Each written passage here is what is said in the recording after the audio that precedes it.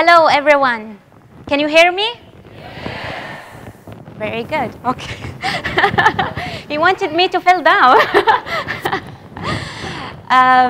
So whenever I tweet on Twitter, people start asking me and sending me direct messages and commenting on my tweet.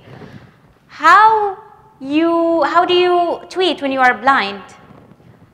Is it possible? Whenever I explain to them that yes, it is possible for a visually impaired person to use smartphone and tweet, but they say impossible.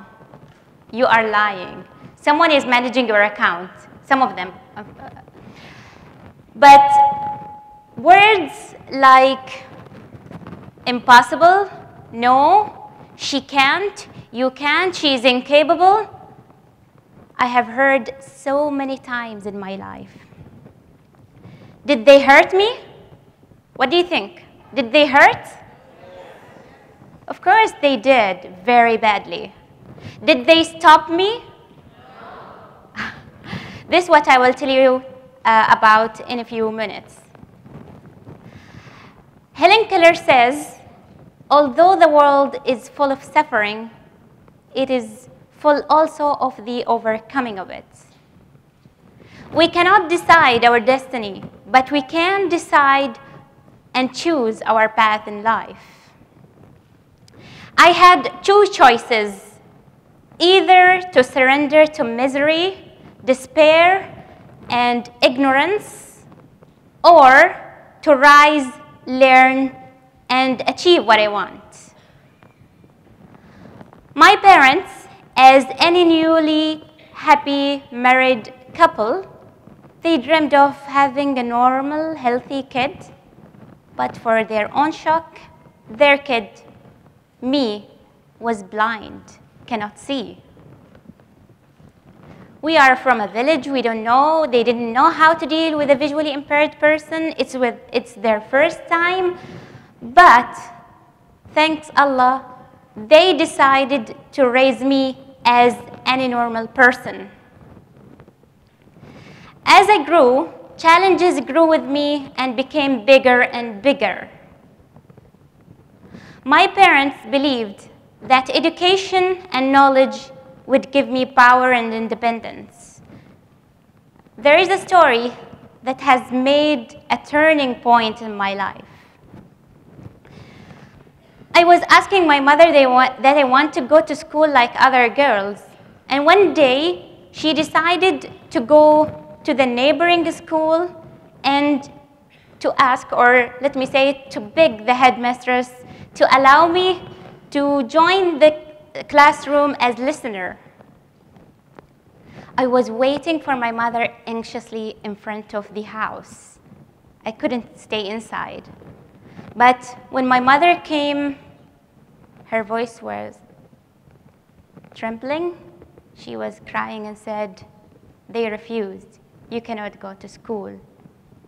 At that day, there is something inside me told me that one day you will prove to the world and to your mother and you will make your mother proud of you one day.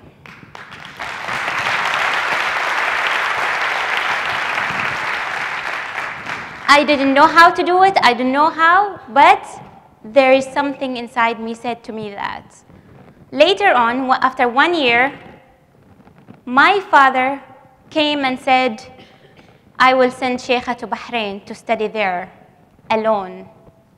Everybody said no, but he said yes, she will go. She has to learn. I want her to learn. I want her to be educated.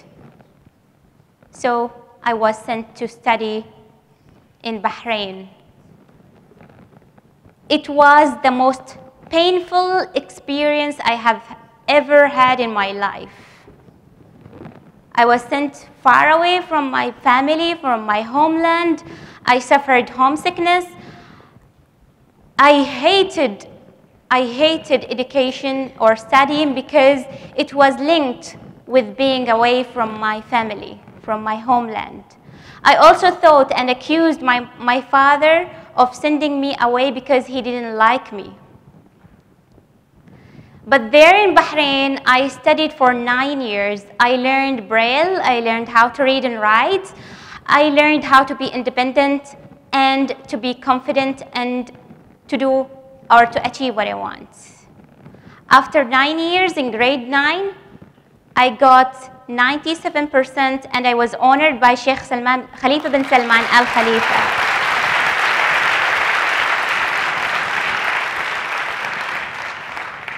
But again, it was the policy of the school that I studied in that I have to come back to my country and study in a government school or in a normal school with sighted people in order to prepare me for the university life. So I came back to Oman and I decided to study in the neighboring school that refused me 9 years ago. Unfortunately, the school wasn't qualified to receive a person like me. But they tried hard to accept that challenge. They said, okay, we will accept you. I was the first visually impaired student in the school. The teachers were not qualified to teach me.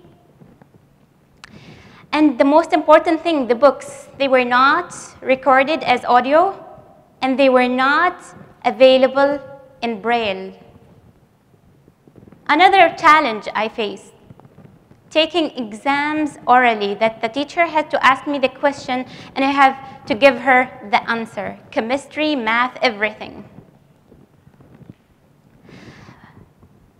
Challenges did not hinder me to pursue my dream. I said, I will do it.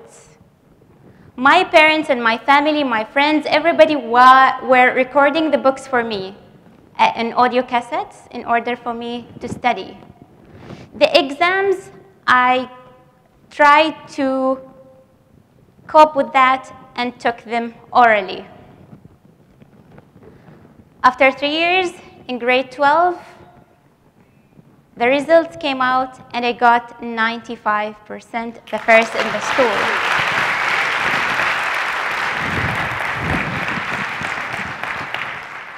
At that day, my father said, you see, I told you, you will do it one day, and I didn't hate you when I sent you to Bahrain. I wanted you to reach to this moment. I was admitted to Sultan Qaboos University, but for my own surprise, visually impaired students were only allowed to join 2 majors, either Arabic or history. I said, I don't want. I want to study translation because I believe that translation, first of all, has something to do with being productive. I want to show the world that I'm productive.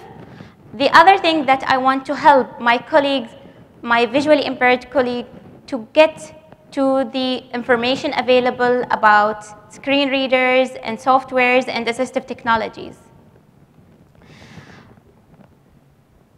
The dean who interviewed me at the first of my SQU day said, it's impossible, we cannot.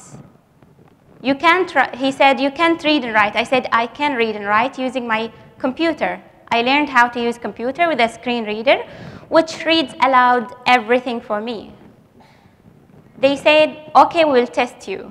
They tested me, and I managed, and I studied I joined the English department, and I studied translation. At SQU, life wasn't easy. Books also were not available. Facilities were not available at that time. But sometimes I couldn't go to classes because nobody can take me to my classes. Sometimes I took exams without studying because nobody was reading for me. But also, again, lots of people helped me. Lots of people tried to support me. After 4 years, I graduated, and I was one of the top 5 students among my cohort.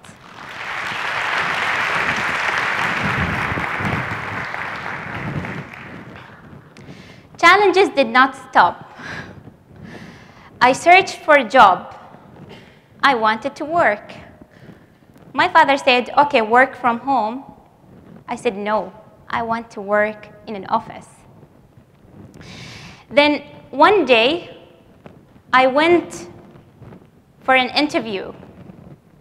And the HR manager in one of the big companies, and when the HR manager said, okay, fill in the form. I said, I can't fill in the form because if you just send it to me to my email, I can read it. He said, okay, we'll ask you the question and then you give us the answers. After that, he said, okay, now you have to sign.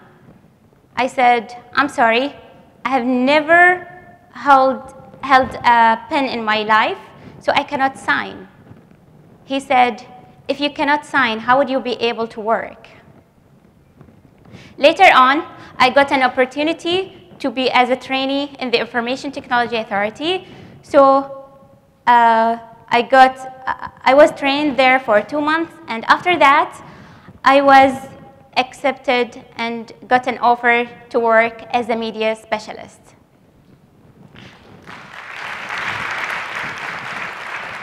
I'm now working like my other colleagues. I'm doing all the tasks like whatever they do. I translate, I write PRs, I do everything independently using my own computer. After 2 years, I was honored the Employee of the Month. And plus, I started doing MBA. I searched for a university, and unfortunately, many universities refused me. They said, you cannot study accounting, finance, blah, blah, blah. But I said, I can do it. And one of the universities accepted the challenge and said, we will accept you, we'll take you in. I recently got my MBA at the beginning of this year.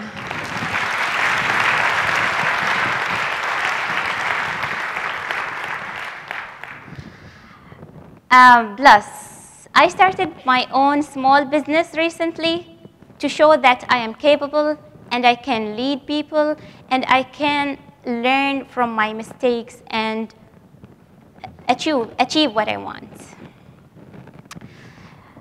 Now, people ask me in many occasions, how do you see beauty? Do you think that I can see beauty? Yeah, and often, most of the time, my mother keeps crying whenever we travel to some places because she wishes I could see what she sees in front of her. But I assure you, and I assure my mother, that I can, through my all senses, other senses, I can experience beauty. Beauty is an experience for me. It's something I can feel, like I can touch and smell the roses. I can feel the breeze blows in my face. I can listen to the waves of the sea. So beauty for me is experience. And I can feel the tenderness of the people and their smiles even when they talk to me. So I can see your beauty even without sight.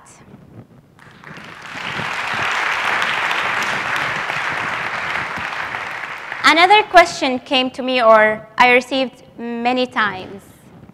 Would you like your sight to be back to you? Do you want to be sighted? What do you think?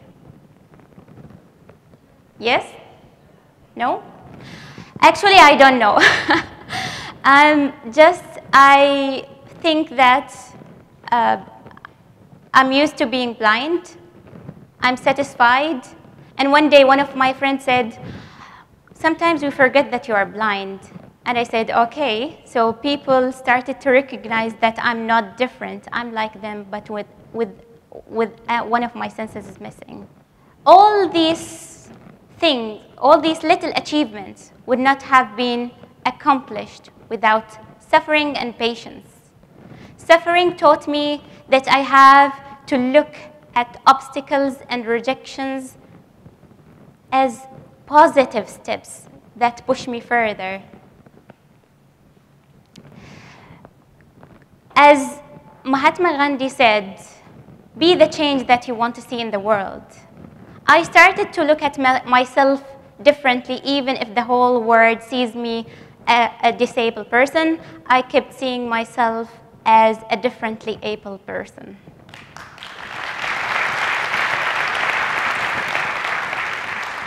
My message for you, if you want to be confident, start with yourself, with an inside. Don't wait for others to give you confidence. Value your strengths and weaknesses, embrace them, and people will have confidence and trust on you. Today, I'm standing here in front of you in an honor, and because of my father, who passed away 3 months ago, leaving me with a message that I have to carry on, that persons with disability do not need your sympathy, they need opportunity, and they will achieve miracles.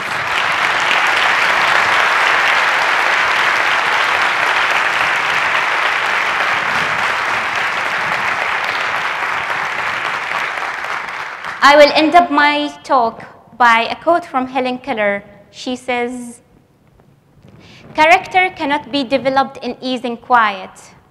Only through the experience of trial and suffering can the soul be strengthened, vision inspired, ambition cleared, and success achieved." Thank you.